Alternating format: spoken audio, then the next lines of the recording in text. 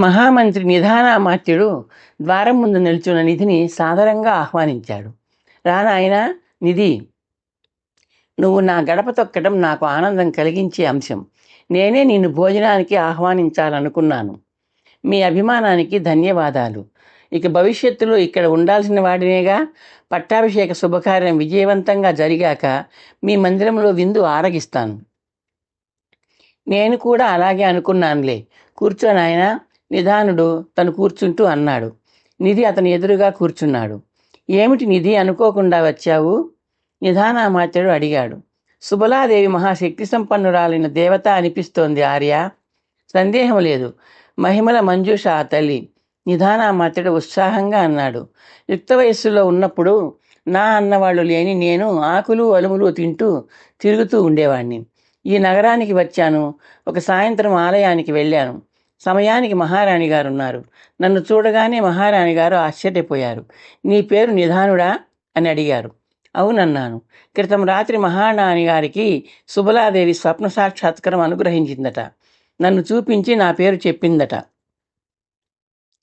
తన సన్నిధిలో తారసిల్లుతాడని మంత్రిగా స్వీకరించమని ఆనతిచ్చిందట. క్లుప్తంగా చెప్పాలంటే ఇదిగో మహామంత్రి అయ్యాడు ఒకనాడు అనాథ అయిన ఈ నిధానుడు. మీది మహాభాగ్యం. నిధి మెచ్చుకున్నాడు. అంతా సుబలాదేవి దయ, తల్లి మహిమ. నువ్వు ఎలా కనిపెట్టావు? నీ చెల్లెలికి మహారాణిగా అదృష్టం పట్టడం వలన? కాదు ఆర్య, పట్టపగలు పచ్చని చెట్టు కింద ఆదమర్చి నిద్రపోయాను. సుబలాదేవి కలలో కనిపించింది. కనిపించి?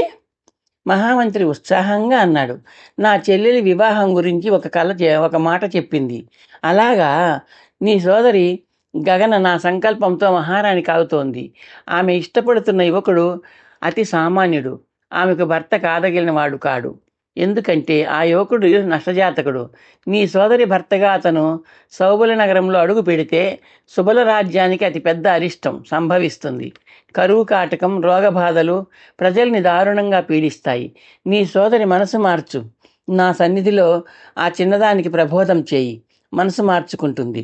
మనసిచ్చిన వాడిని మరచిపోతుంది అని ఆనతిచ్చింది ఆ తల్లి. అద్భుతం, అద్భుతం. సుబల సామ్రాజ్యాన్ని కన్నతల్లిలా కాపాడే దేవత ఆ తల్లి, నిధానామాత్యుడు అన్నాడు. మీ అనుమతితో ఆలయంలో ఏకాంత సమయంలో నా చెల్లెల్ని కలుసుకోవాలనుకుంటున్నాను. కలుసుకుంటున్నావు నాయన. స్వయంగా నీవే అంతఃపురానికి వెళ్ళి గగనాదేవి ఆలయానికి వేంచేసి ఏర్పాటు చేస్తాను. స్వప్నదర్శనం అనుగ్రహించి భవిష్యవాణి వినిపించిన సుబలాదేవికి నమస్కరించి సంకల్పం చేసుకుని నీ సోదరీమణికి తగిన విధంగా ఉపదేశం చేయి. నీ ప్రయత్నం తప్పక ఫలిస్తుంది అంటూ నిధానుడు పైకి లేచాడు. స్వర్ణాసనం చేతి మీద ఉన్న ఉత్తరీయాన్ని తీసి భుజం మీద వేసుకున్నాడు. నేను ఆలయానికి వెళ్ళి నిరీక్షిస్తాను ఆర్య, నిధి అన్నాడు. అలాగే, శుభం, విజయోస్తు. మహామంత్రి గుమ్మం వైపు నడుస్తూ అన్నాడు. నిధి అతన్ని అనుసరించాడు. ద్వారబంధం పక్కన గోడకి ఆంచి నిలబెట్టి ఉన్న వెండి పొన్నుకర్రను తీసుకుని నిధానామాత్యుడు నిధి వైపు తిరిగి చూశాడు. మహారాణి పదవి స్వీకరించే అంశంలో నీ సోదరిమణిని అంగీకరింపజేసినట్టు వివాహ విషయంలో కూడా శక్తివంచన లేకుండా ప్రయత్నిస్తాను ఆర్య. నేను తనని చూడాలన్నట్టు మాత్రం గగనకి చెప్పండేం అన్నాడు నిధి. నిధానామాత్యుడు చిరునవ్వు నవ్వాడు. నేను మహామంత్రిని నాయన, ఆ మాత్రం మంత్రాంగం నాకు తెలీదు. ఆలయ ద్వారం తెరుచుకుంది. కాళ్ళకి చేతులకి బంగారు సంకెళ్లతో గుమ్మం దాటింది గగన. పరిచారకులు ఆమెను వదిలేశారు. నిధి ఆమె చేతిని పట్టుకున్నాడు. గంటల శబ్దంతో తలుపులు మూసుకున్నాయి. గగన నిధి వైపు చిరునవ్వు నవ్వింది. నన్ను చూడాలన్నావట, దేనికి? ప్రశ్నించింది గగన. నిధి పక్కనే నడుస్తూ నిధి తల పంకిస్తూ ఆమెను గర్భాలయం వైపు నడిపించుకు వెళ్ళాడు. గర్భాలయం ముందు ఇద్దరు నిల్చున్నారు. గగన నిధిని ప్రశ్నార్థకంగా చూసింది. నాకు ఆశ్రయం ఇచ్చిన పారిజాతం ఒక ప్రమాదకరమైన వర్తమానం అందించింది. నిధి తగ్గుస్వరంతో ప్రారంభించి విషయం వివరించాడు. గగన అడ్డు తగలకుండా ఆలకించింది. వివాహం అంటే ఏమిటో తెలుసా? నిధి ప్రశ్నించాడు. గగన చిన్నగా నవ్వింది. ఆ శబ్దం నా మౌలిక గుణం కదా. వివాహ సందర్భంలో పఠించే మంత్రాలు విన్నాను. స్త్రీ పురుషులను పరస్పరం కలిసి ఉంటే బంధమే వివాహం. నేను ఎవడి చేత మాంగళ్య సూత్రం కట్టించుకోనుగా. నీ పెళ్లి నీకు తెలియకుండా కొలువుకూటంలో సింహాసనం వద్దే జరిగిపోతుంది. ముందుగానే మూడు ముళ్ళు వేసిన మాంగళ్యం నిన్ను అలంకరించే పూలమాలలతో పాటు కంటికి కనిపించకుండా నీ కంఠంలో పడుతుంది. అలాగా. ఇప్పుడు నిన్ను బంధించిన బంగారు సంఖ్యలు తెగిపోతాయి. ఆ మంగళసూత్రం తెగదు. గగన ఆందోళనగా చూసింది. పాంచభౌతిక శరీరాలు ధరించి వచ్చిన మా అందరినీ విచిత్రంగా ఈ వివాహ సమస్య వెంటాడుతోందే. పిల్ల కనిపిస్తే పెళ్లి కొనడమేనా మీ మానవుల పని? నిధి చిన్నగా నవ్వాడు. మా లోకంలో స్థితి అలాగే ఉంటుంది. మీ 5గురిలో 2కే ఇప్పటిదాకా పెళ్లి సమస్య ఎదురైంది. అవనికి అనలకు, ఇప్పుడు నీకు. సలిలకు అనిలకు ఈ అనుభవం ఎదురు కాలేదు. ఒక విషయం చెప్పనా? నీతో పాటు నాకు కూడా పెళ్లి సమస్య వచ్చి పడింది.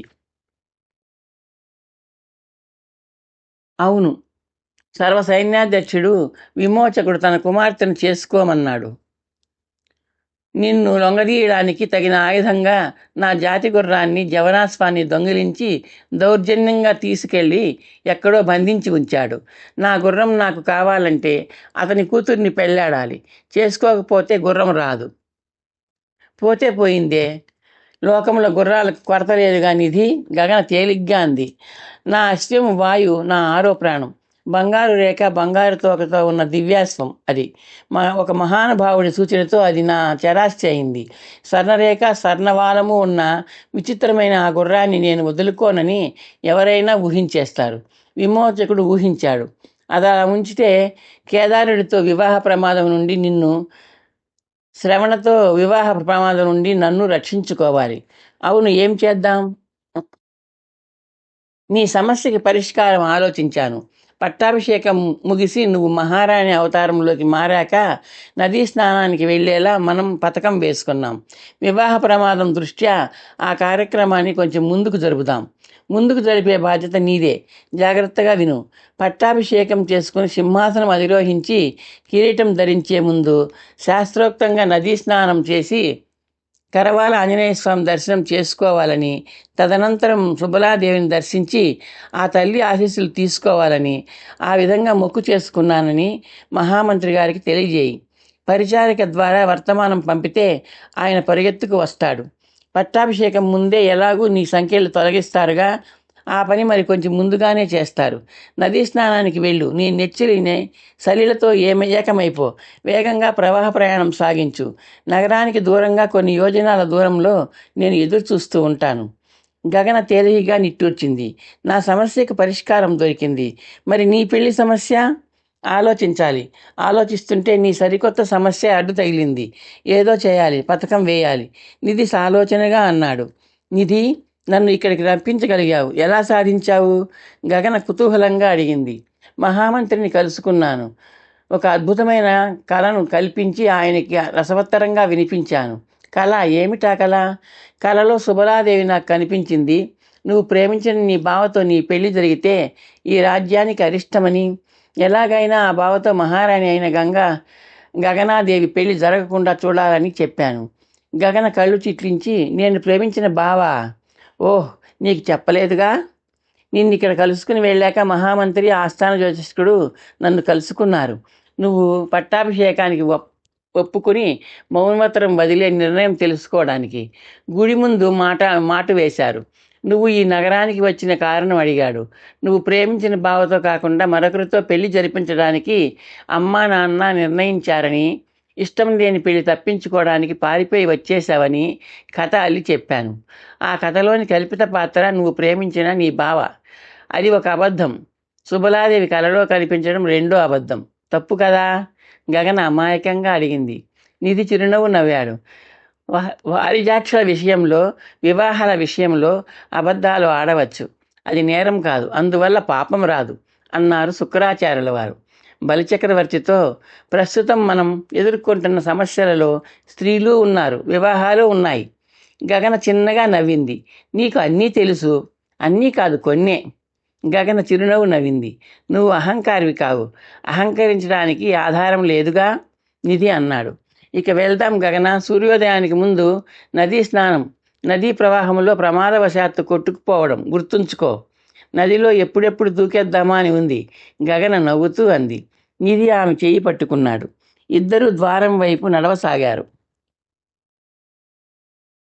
ఈ కథ మీకు నచ్చితే లైక్ చేసి, షేర్ చేసి, సబ్స్క్రైబ్ చేస్తారని ఆశిస్తున్నాను.